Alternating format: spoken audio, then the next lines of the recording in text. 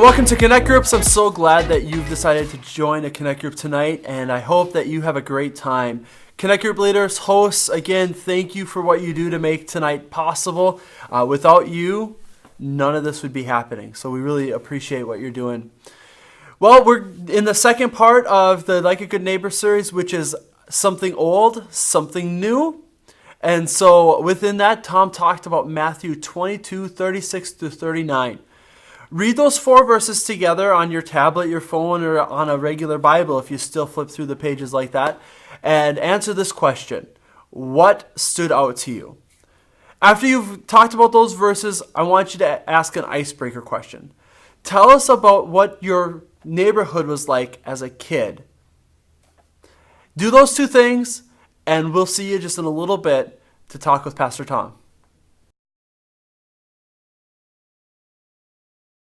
Well, I really hope that you enjoyed the discussion you had with your group, and I hope that you found out something new about the person that was sitting next to you, whether you've known them for 10 minutes or you've known them your whole life, that you've found out something new about them.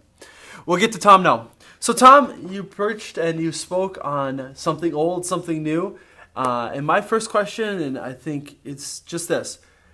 The neighborhood's changed, like you said. It's different than we were when we were kids. So is that a good thing in your mind?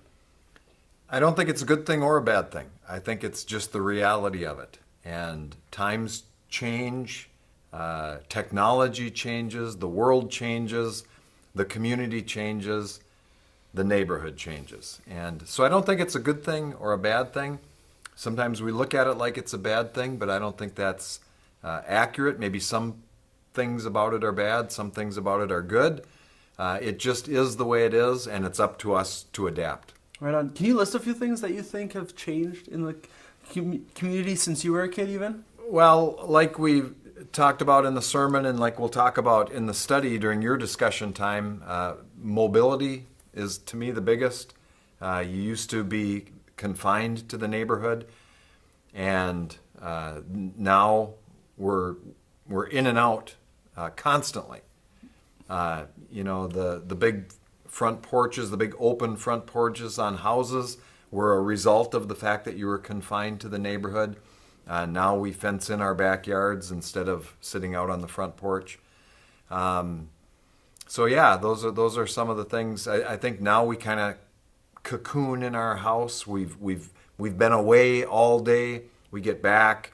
We want to kind of cocoon in our house. We don't want to be bothered. Is the general mindset, and I think those are significant changes. Yeah, for sure. So Tom, why is loving God and loving our neighbor connected in the Bible? Well, I think they are very related. They're connected in the Bible, like you said, and I think they're just connected practically. In fact, during the sermon, the tweetable quote of the day was, if you cannot love God, you cannot love anyone. And that's true from the Bible. It says that you can't say that you love God, but you hate your neighbor or you hate your brother. That makes you a liar. The second part of the tweetable quote is, and if you cannot love the people who live next door, you cannot love everyone. And I think that's true. The Bible teaches us to love everyone, and somehow we have an easier time with that than we do with loving our neighbor next door in particular.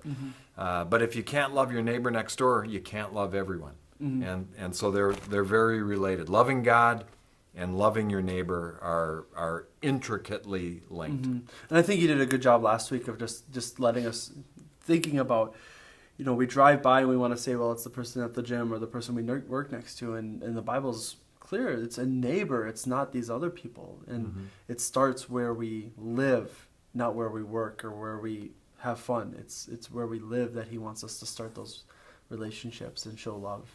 And so that's really good. Well, I hope you've enjoyed the discussion and that you are also enjoying the people around you. I really share with one another, continue to have great discussion.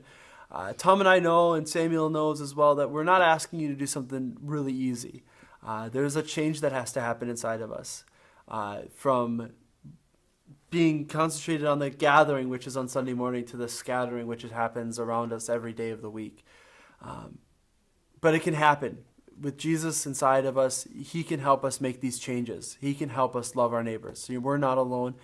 You're not only not alone because Jesus is with you, but you have all these people around you who want to support you as well. So find ways to be honest with them as you continue to have your discussion tonight. One last thought before we leave is that we have a Facebook group for the Like the Good Neighbor series. It's in a private group because obviously we don't want our neighbors to think they're our project, and they're not. We want to just love them. But when you put out things on Facebook, they can look like a project. And so we have a private group just for the church family to get involved with and to share videos and ideas and thoughts about this series. And so if you have gotten an invite, please join up and start sharing different things that you've been experiencing through this series. But also, if you haven't gotten an invite yet, we're sorry. It's not that we're forgetting about you. There's just a lot of people. And so if you desire to get into that group, send a private message to the church Facebook page and we'll get you into that group as soon as we can. Again, have a great night. Enjoy yourselves, and we'll see you next week.